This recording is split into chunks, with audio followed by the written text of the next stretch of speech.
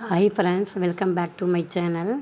இந்த வீடியோவில் பார்த்தீங்க அப்படின்னா ஒரு டிஃப்ரெண்ட்டான வீடியோ தான். என் மனசில் உள்ளதை வந்து இந்த வீடியோவில் வந்து ஷேர் பண்ணிக்கலாம் அவங்க கூட அப்படின்னு இருக்கேன். இதை சொல்லலாமா வேணாமான்னு எனக்கு தெரியாது. இருந்தாலும் என் மனக்குழப்பத்துக்கு வந்து ஒரு தீர்வு கிடைக்கும் அப்படிங்கிறதுக்கு தான் இந்த வீடியோ. இந்த யூடியூப் சேனல் வந்து நான் ஆரம்பித்தது பார்த்தீங்க அப்படின்னா அக்டோபர் 8 அன்றைக்கி ஆரம்பித்தேன் 2023. அப்போது வந்து நான் ஒரே ஒரு வீடியோ தான் நான் போஸ்ட் பண்ணேன். அதுக்கப்புறம் வந்து ஒரு 2-3 மந்த் வந்து நான் வீடியோவே அதில் போடலை, அப்படியே விட்டுட்டேன். கொஞ்சம் ஷையாக இருந்துச்சு. அதுக்கப்புறம் வீடியோ என்ன கண்டென்ட்டில் போடலாம், எப்படி போடலாம் அப்படிங்கிற ஒரு ஐடியா இல்லாமல் விட்டாச்சு. அதோட சில ஃபேமிலியில் வந்து சில ப்ராப்ளம்ஸும் எனக்கு இருந்துச்சு. திடீர்னு வந்து பார்த்திங்க அப்படின்னா எங்கள் ஃபேமிலியில் வந்து எங்கள் மாமியாருக்கு வந்து உடம்பு சரியில்லாமல் போயிடுச்சு. அதனால் அவங்கள ஹாஸ்பிட்டலில் இருக்கிற மாதிரி ஆயிடுச்சு. அதுக்கப்புறம் பார்த்திங்க அப்படின்னா எங்கள் வீட்டில் ஒரு சோகமான ஒரு இன்சிடெண்ட் நடந்துருச்சு. அதுக்கப்புறம் எங்கள் பெரிய மாமனார் வந்து இறந்துட்டார் டிசம்பர் மாதம். அப்போ அதிலேருந்து நாங்கள் மீண்டு வரத்துக்கே ஒரு 2-3 மந்த் ஆகிடுச்சு. அதுக்கப்புறம் நான் வீடியோ போடல.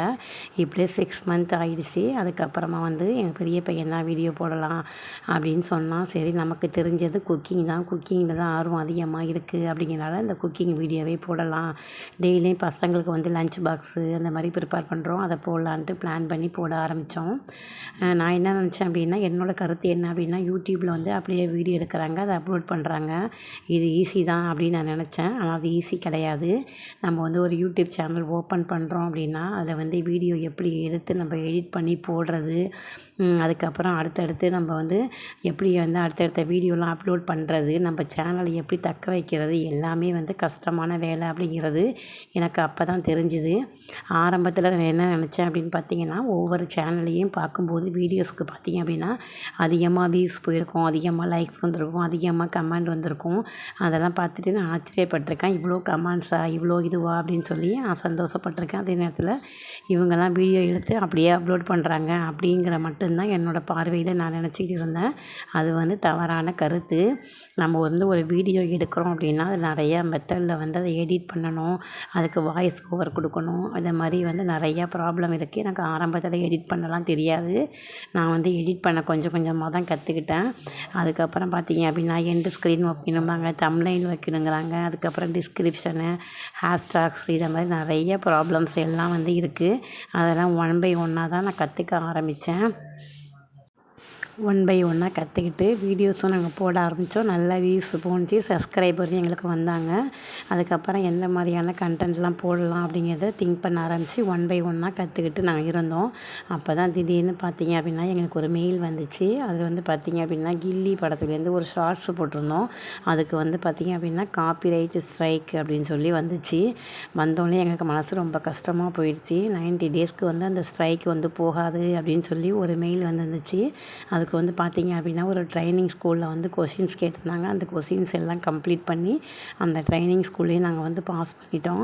அதுக்கப்புறம் பார்த்திங்கன்னா அந்த ட்ரைனிங் ஸ்கூலில் பாஸ் பண்ணாலுமே இதுக்கு 90 டேஸ் வந்து அந்த ஸ்ட்ரைக் அப்படியே தான் இருக்கும் அப்படின்னு சொன்னாங்க. சரி, இந்த சேனல் அப்படியே விட்டுடலாமா, வீடியோ போடலாமா, வேணாமா, என்ன செய்கிறது, அடுத்து என்ன பண்ணுறது அப்படிங்கிறது ரொம்ப ஒரு மனசுக்கு எனக்கு கஷ்டமான சூழ்நிலையாகிடுச்சு. ஒரு 2-3 டேஸ் வந்து அப்படியே யோசித்து பார்த்தேன்.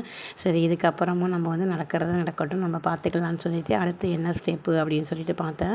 அப்போ தான் யூடியூப்லேயே என்ன சொல்லியிருந்தாங்கன்னா, ஒரு ரெக்வஸ்ட்டு மெயில் அனுப்புங்க, யார் வந்து ஸ்ட்ரைக் பண்ணியிருக்காங்களோ அவங்களுக்கு ஒரு மெயில் அனுப்புங்கன்னு சொன்னாங்க. அதனால் அந்த மெயிலையுமே நாங்கள் அனுப்பி பார்த்தோம். ஆனால் ஒன்றும் ரிப்ளை வரலை. அந்த ஸ்ட்ரைக் வந்து பார்த்திங்க அப்படின்னா செப்டம்பர் 28 வரைக்குமே இருக்குது. அப்போ அது வரைக்கும் நல்லா வியூஸ் போயிட்டு இருந்தது. சப்ஸ்கிரைபர் நிறையா வந்த வீடியோலாம் பார்த்திங்கன்னா வியூஸ் போகவே இல்லை. இருந்தாலும் நம்ம முயற்சியை விடக்கூடாது அப்படிங்கிறதுக்காக மனசை ஓரளவுக்கு தைரியப்படுத்திட்டு என்ன செஞ்ச ஆரம்பித்தோம், அடுத்தடுத்து வீடியோ போட ஆரம்பித்தோம். ஆனால் யூடியூப் சேனல் ஆரம்பித்து அதில் வீடியோ போட்டு அதை வந்து வியூஸ் வர வச்சு கமெண்டு இதெல்லாம் பண்ணுறதுங்கிறது ரொம்ப ஒரு கஷ்டமான காம்ப்ளிகேட்டடான ப்ராசஸ் அப்படிங்கிறது எனக்கு அப்போ தான் புரிய ஆரம்பிச்சுது.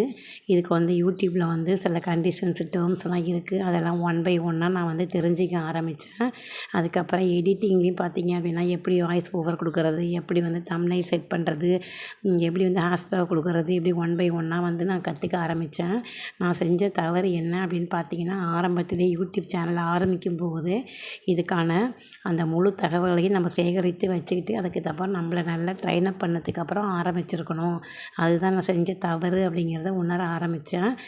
இதையுமே இந்த வீடியோவை ஏன் அவங்க கூட ஷேர் பண்ணிக்கிறேன் அப்படின்னா, புதுசாக யூடியூப் ஆரம்பிச்சிருக்கிறவங்க, ஆரம்பிக்க போகிறவங்க, ஆரம்பித்து க்ரோத் ஆகிட்டு இருக்கிறவங்க அவங்களுக்கெல்லாம் வந்து இதை பற்றி தெரியணும் அப்படிங்கிறதுக்காக தான் இந்த வீடியோ போடலாமா வேணாமான்னு ரொம்ப நாளாகவே யோசிச்சுட்டு இருந்தேன்.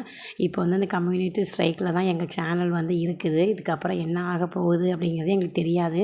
ஆனால் எங்களால் நடந்த முயற்சியை வந்து நான் இது பண்ணிகிட்ருக்கேன். இதில் வந்து பார்த்தீங்க அப்படின்னா, என் பெரிய பையன் தான் எனக்கு வந்து ரொம்ப சப்போர்ட்டாக இருப்பான்.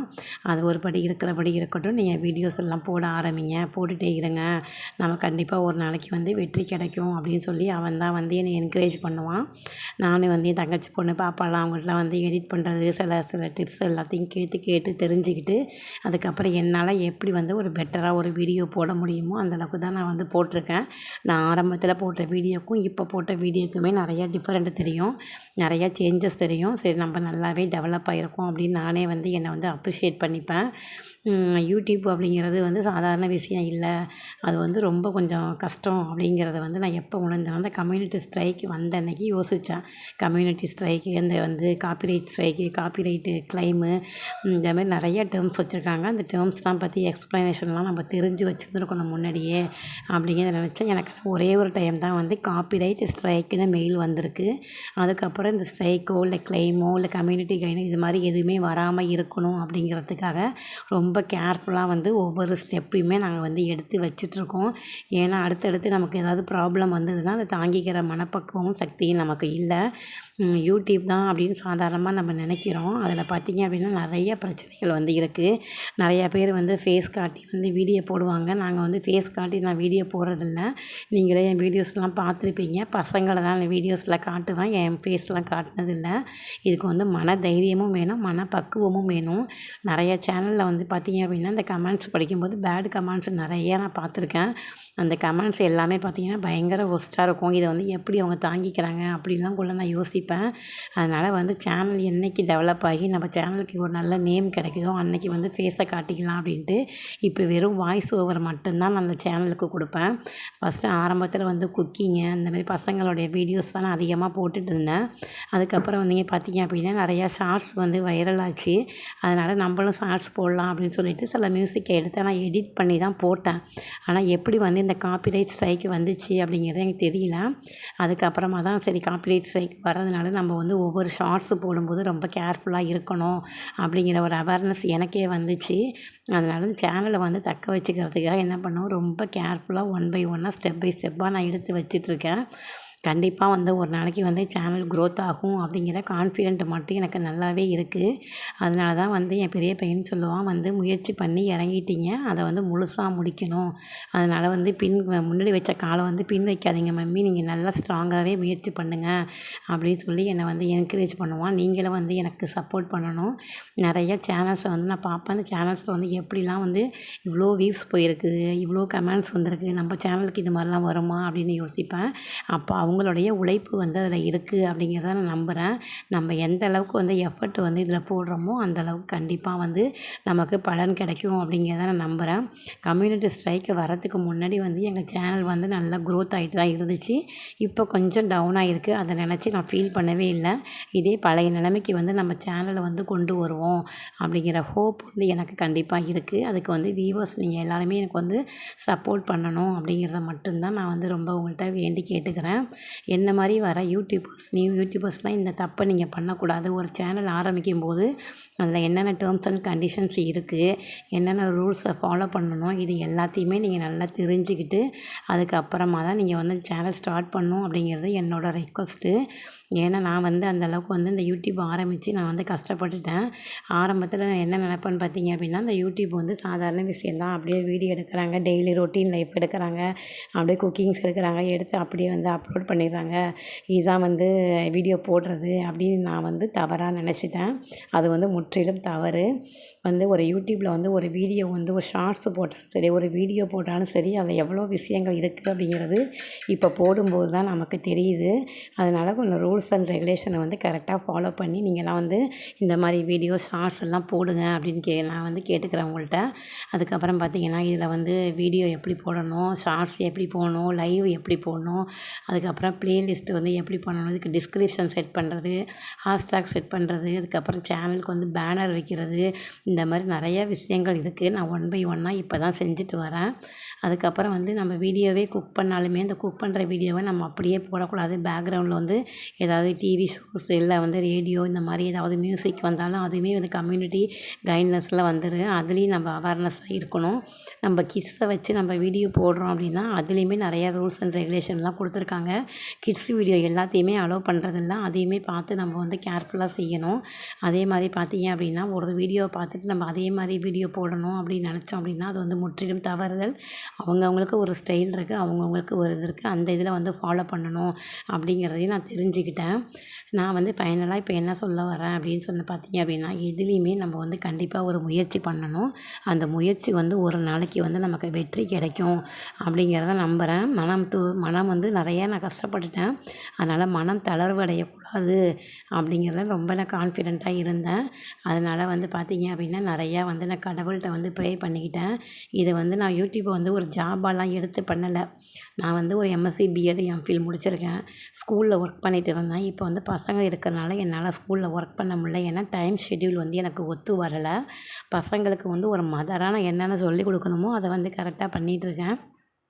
ஒரு ஹோம் மேக்கராக நான் என்ன செய்யணுமோ அந்த ஒர்க்லேயும் கரெக்டாக இருக்கேன். அப்போ நமக்கு ஏதாவது ஒரு அடிஷ்னல் ஒர்க்கு வேணும், நம்மளை வந்து ஒரு என்கேஜாக வச்சுக்கணும் அப்படிங்கிற ஒதுக்காக தான் நம்ம வீட்டில் இருந்து நம்ம வீட்டு வேலை பார்த்துக்கிட்டே நம்மளுடைய ரொட்டீன் லைஃப்பை வந்து பாதிக்காமல் இருக்கணும். அந்த மாதிரி நம்ம என்ன பண்ணலாம் அப்படின்னு யோசிக்கும்போது தான் இந்த யூடியூப்பை வந்து நம்ம வந்து ஸ்டார்ட் பண்ணுவோம். நமக்கு தெரிஞ்ச விஷயத்தை வந்து இதில் போடுவோம் அப்படின்னு நினச்சி தான் நான் வந்து இது வந்து ஸ்டார்ட் பண்ணேன்.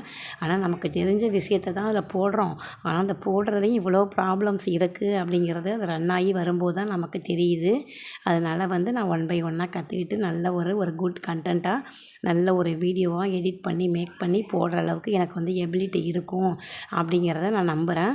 அந்த மாதிரி வீடியோஸ் வந்து உங்களுக்கு நான் கொடுப்பேன் அப்படின்னு நினைக்கிறேன். வீடியோ பிடிச்சிருந்தால் லைக் பண்ணுங்கள், சப்ஸ்கிரைப் பண்ணுங்கள். தேங்க்யூ. ஆனால் சப்ஸ்கிரைபர் அப்படின்னு பார்க்கும்போது பார்த்தீங்க எனக்குன்னா திடீர்னு எனக்கு வந்து நிறைய சப்ஸ்கிரைபர் வந்து வர ஆரம்பித்தாங்க. எல்லாருமே வந்து பார்த்திங்க அப்படின்னா நல்ல ஃப்ரெண்ட்லியாகவும் இருந்தாங்க. நல்ல மெசேஜ் நல்ல கமெண்ட் தான் அனுப்புனாங்க.